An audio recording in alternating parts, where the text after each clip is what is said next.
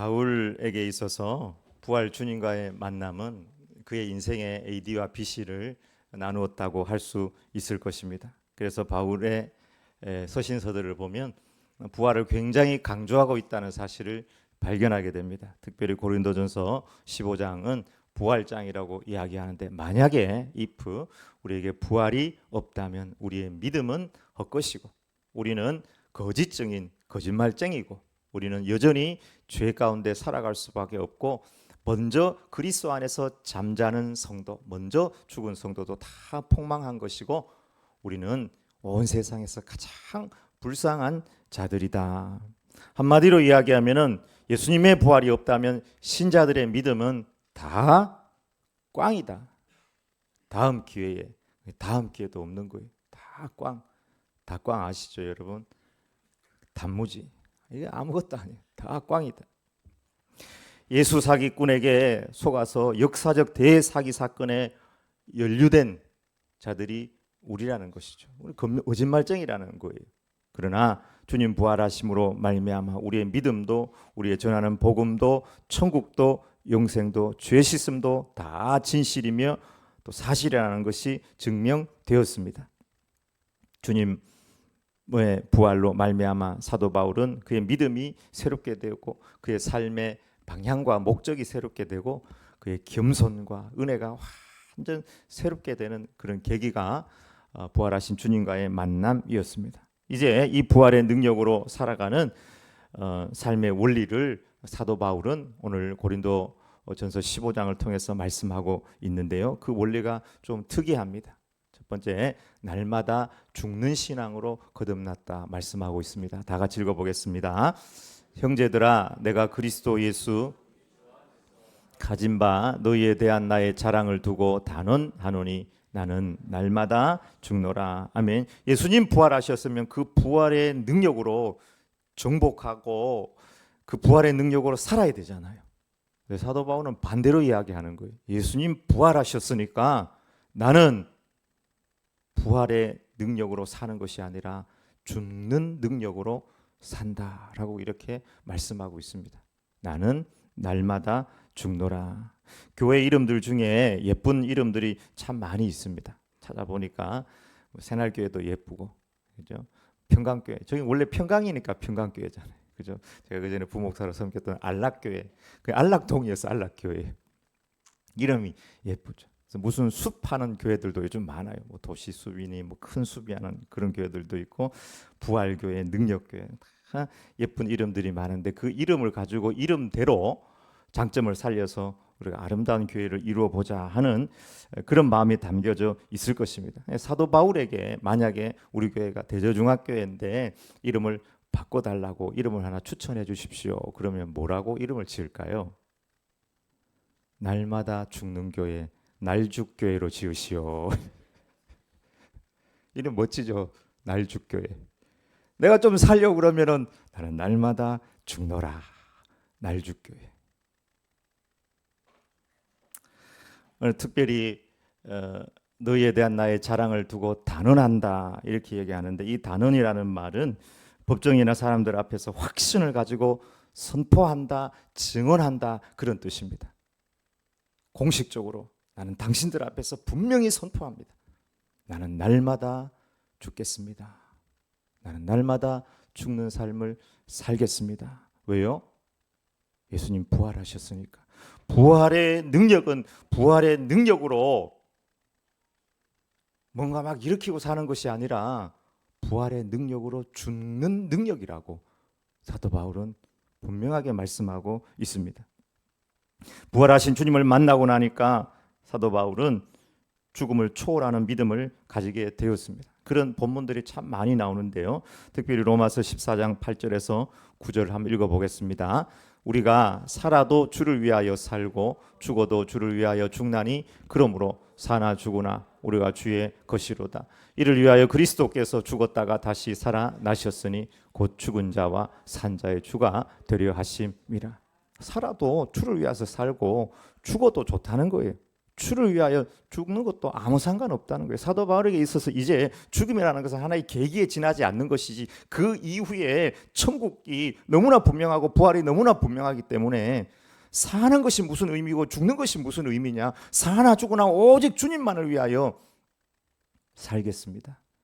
죽음을 초월한 사도 바울의 믿음이 분명히 기록되어 있습니다. 빌립보서 1장 20절 21절 다 같이 읽어보겠습니다. 나의 간절한 기대와 소망을 따라 아무 일에든지 부끄러워하지 아니하고 지금도 전과 같이 온전히 담대하여 살든지 죽든지 내 몸에서 그리스도가 존귀하게 되게 하려 하나니 이는 내게 사는 것이 그리스도니 죽는 것도 유익함이라. 부활하신 주님 만나고 나니까 예수님 내 안에 산다는 것이 너무 분명하니까 살아도 괜찮고 죽으면 더 좋고 주님 위하여 죽으니까 부활이 있으니까 죽음을 초월한 사도 바울의 믿음을 발견하게 됩니다. 바울에게 부활은 너무 확실하여 부활의 능력으로 산다는 것은 주님을 위하여 사는 것이고 또한 동시에 주님을 위하여 죽는 것이라고 하였습니다. 왜냐하면 예수님께서 그렇게 사셨기 때문입니다. 주님은 하나님의 밀이 땅에 떨어져 죽으면 많은 열매를 맺는다고 하시고 그 말씀 그대로 사셨고 죽으셨고 부활하시고 많은 열매를 맺었습니다. 우리가 잘 아는 성경 구절 갈라디아서 5장 24절인데요. 그리스도 예수의 사람들은 육체와 함께 그 정욕과 탐심을 십자가에 못 박았다 하는 구절을 우리가 익히 들어서 알고 있습니다. 근데 이 구절 앞에 또 우리가 잘 아는 구절이 사실은 숨어 있습니다. 이 구절 앞에 뭐가 숨어 있냐 나왔죠. 한번 읽어보겠습니다. 시작.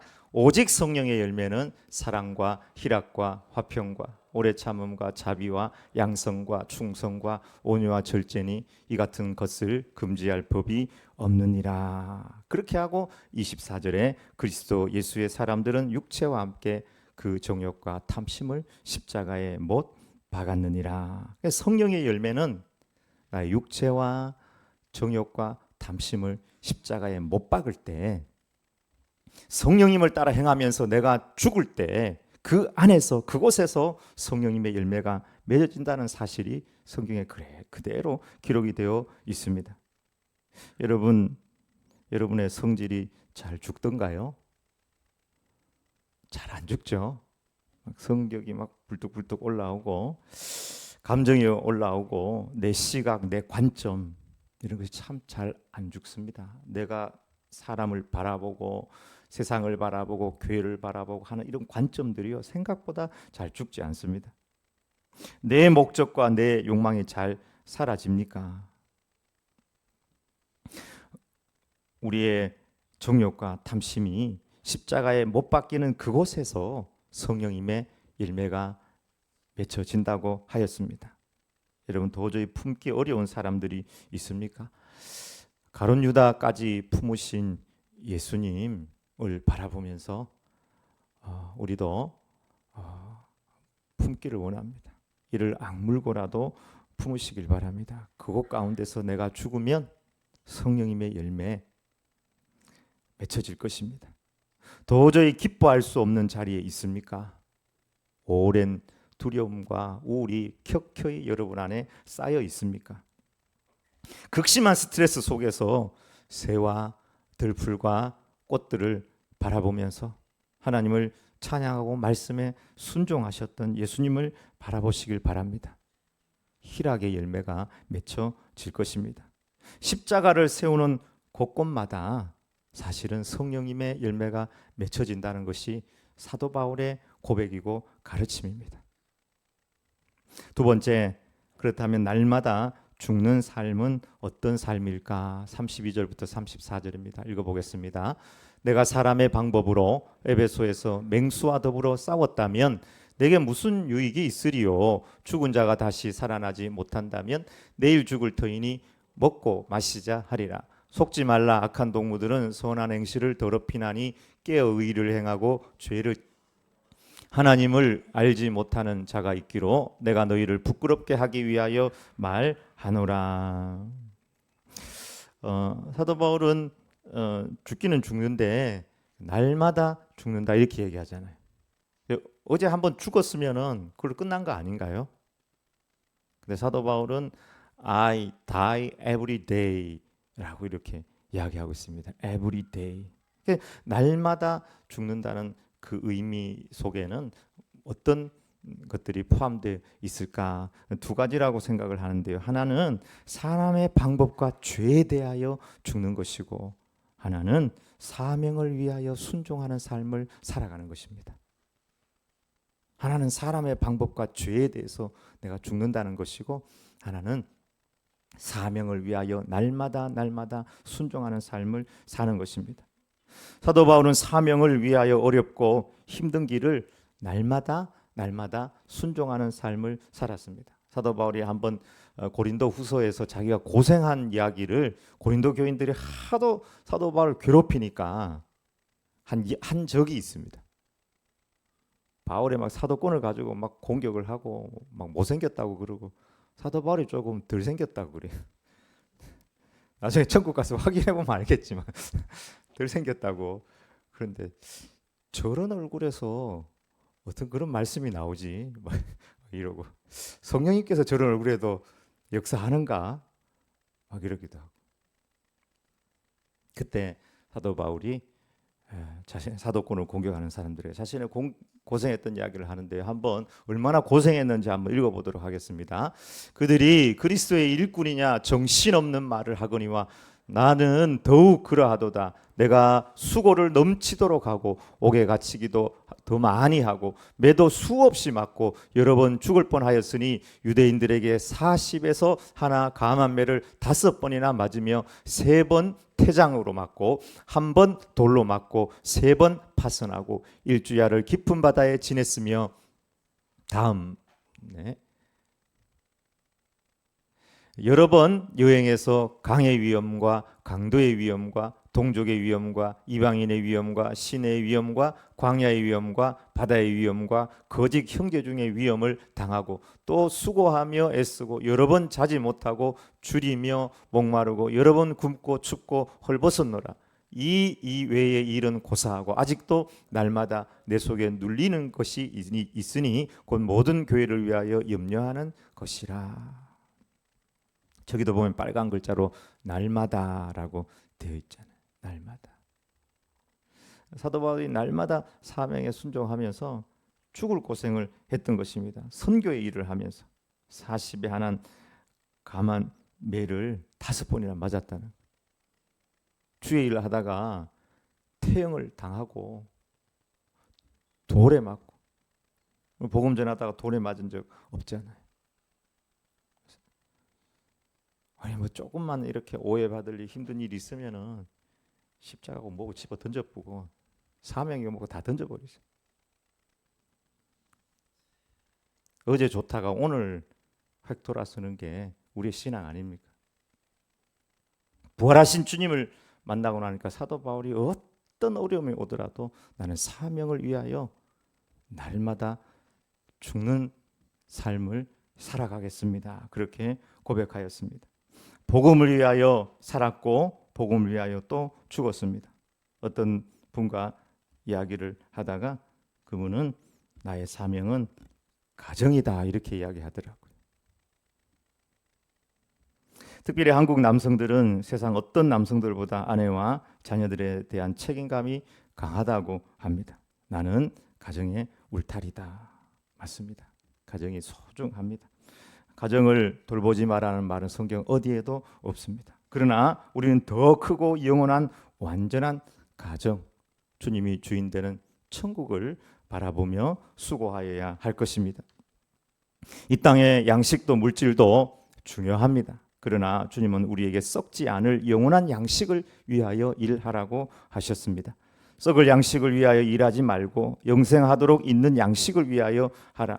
이 양식은 인자가 너희에게 주리니 인자는 아버지 하나님께서 인치신 자니라. 어떤 일을 하든지 우리 안에 사명감을 가지고 날마다 매일매일 순종하는 삶이 필요합니다.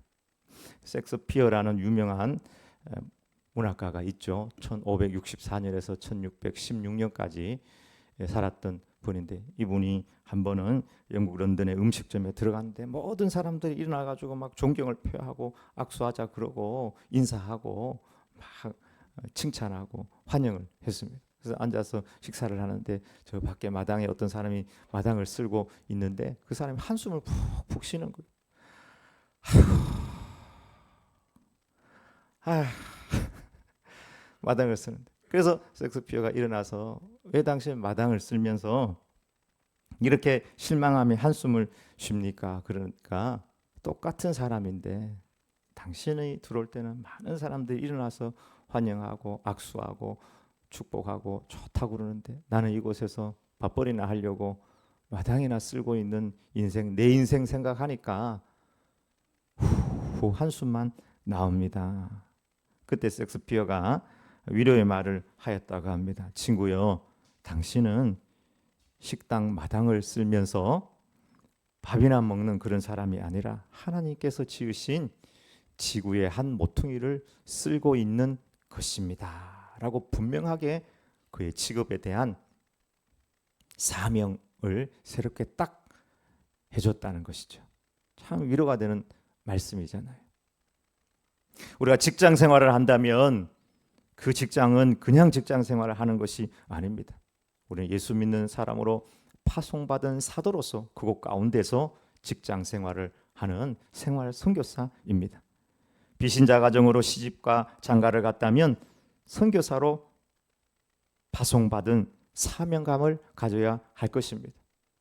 결혼에도 사명은 반드시 필요합니다. 그곳에서 날마다 죽는 삶을 살아갈 때 성령님의 열매, 생명의 열매는 맺혀질 것입니다. 두 번째, 인간적인 방법과 죄가 죽어져야 한다고 말하고 있습니다. 사명감을 가지고 살아도 사람의 방법, 죄의 방법으로 살아가는 것은 하나님의 뜻이 아닙니다. 신천지가 아무리 부흥을 한다 그래도 우리 9월 달에 해운대에서 이제 부산에 있는 성도들을 모이는 집회를, 전체 집회를 하거든요. 부산이 연합을 해가지고 목표가 20만 명인가 10만 명인가. 제가 아는 목사님이 이제 거기서 일을 열심히 하시는데 신천지 하나가 찾아왔대. 대표되는 사람이. 왜 찾아왔는지 모르겠어요. 자기들도 거기 참여해도 되냐 이렇게 물어보기 위해서 왔는지. 지금 거의 뭐 2년을 이렇게 준비를 하고 있거든요. 근데 와서 딱 그랬다 그러더라고요. 그 뭐 2년이나 준비합니까? 우리 한 6개월만 준비하면 그 정도 인원은 바로 모읍니다. 이렇게 얘기했다는.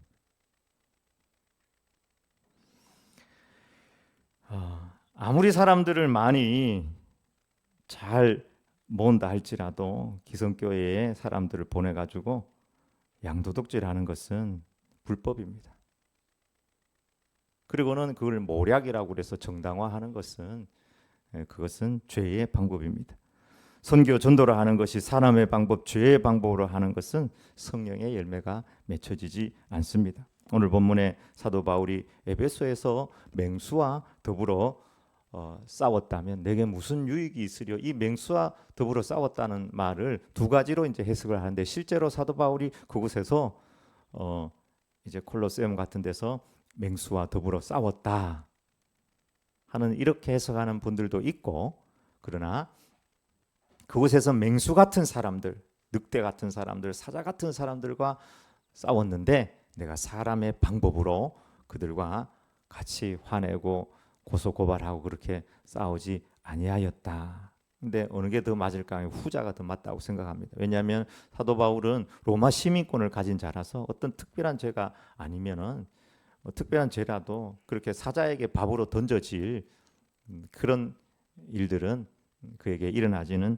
않을 것이기 때문입니다. 사도 바울은 하나님의 일들을 하면서 늑대 같은 사람, 맹수 같은 사람, 사자 같은 사람들을 상대하면서 똑같이 사람의 방법과 죄의 방법으로 그들을 상대하지 아니하고 죽는 목회를 했다는 것이죠. 죽는 목회, 죽는 선교를 하였고 그 죽는 목회, 죽는 선교의 최고 마지막은 순교였습니다. 순교함으로 말미암아 놀라운 열매가 그의 가운데 있었던 것을 보게 됩니다. 다시 한번 32절에서 34절까지 읽어보도록 하겠습니다.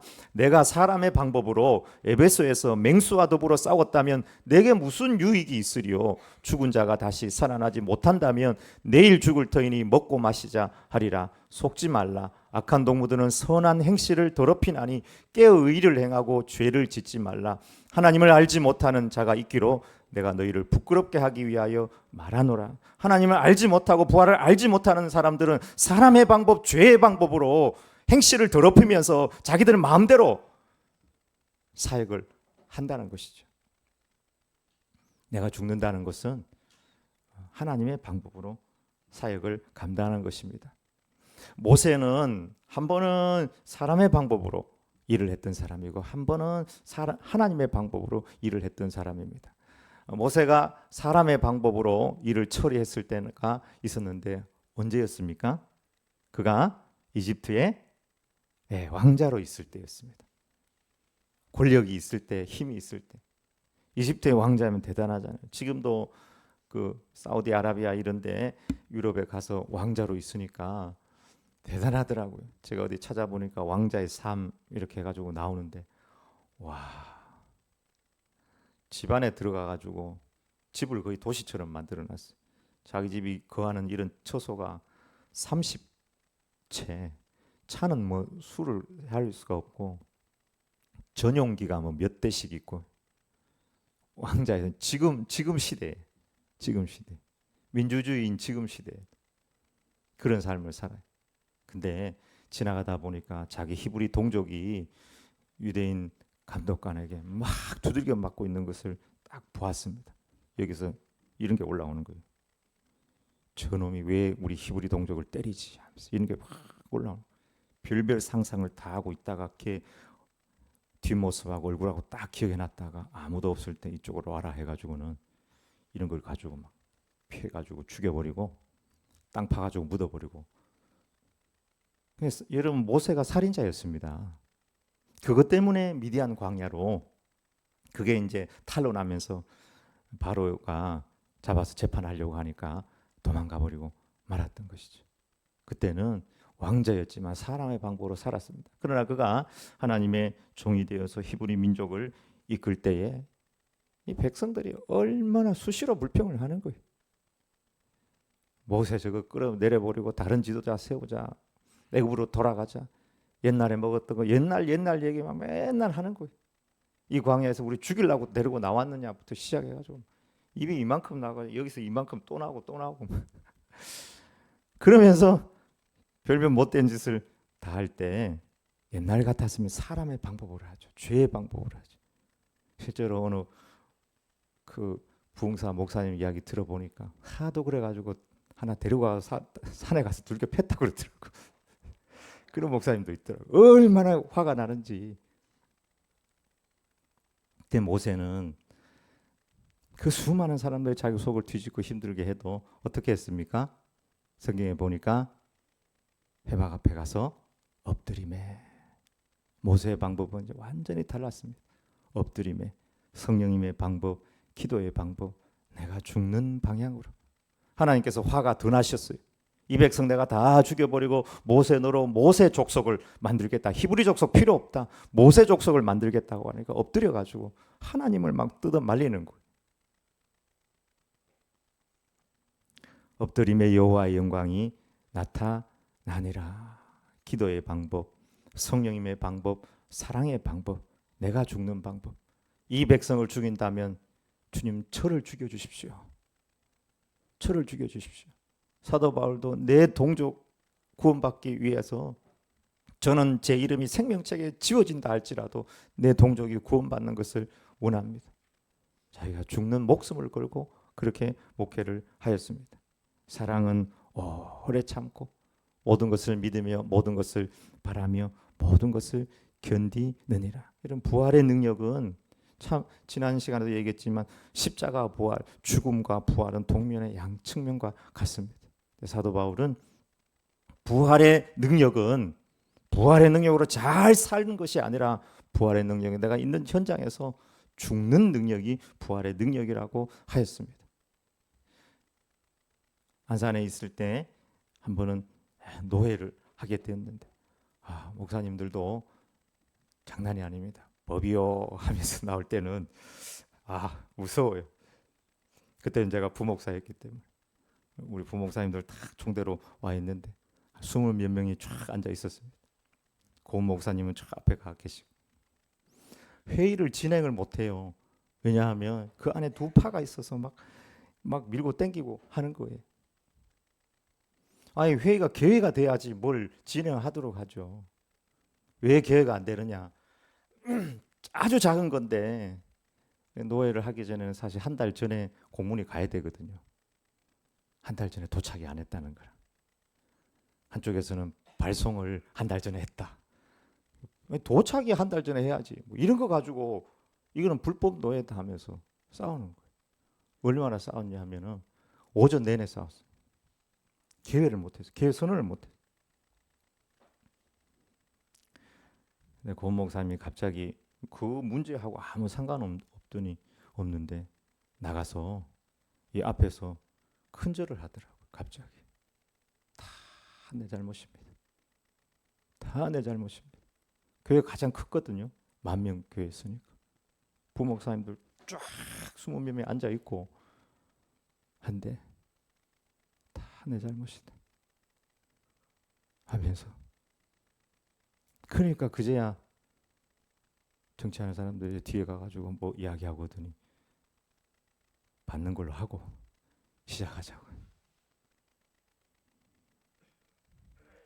제 이야기를 여기 부산 장신대 갔을 때 그 전에 총장님이 그 자리에서 이야기를 하더라고요. 그래서 내가 그 자리에 있었다고 그렇게 이야기했죠. 부활의 능력으로 사는 것은 사는 것이 아닙니다. 사도 바울은 나는 날마다 죽노라. 부활의 능력은 죽는 능력입니다. 따라서 해보십시다. 나는 날마다 죽노라. 네, 바울의 이 고백이 저와 여러분의 고백이 되며 날마다 사명을 위하여 달려가는 삶이 되길 주의 이름으로 축원합니다. 아멘.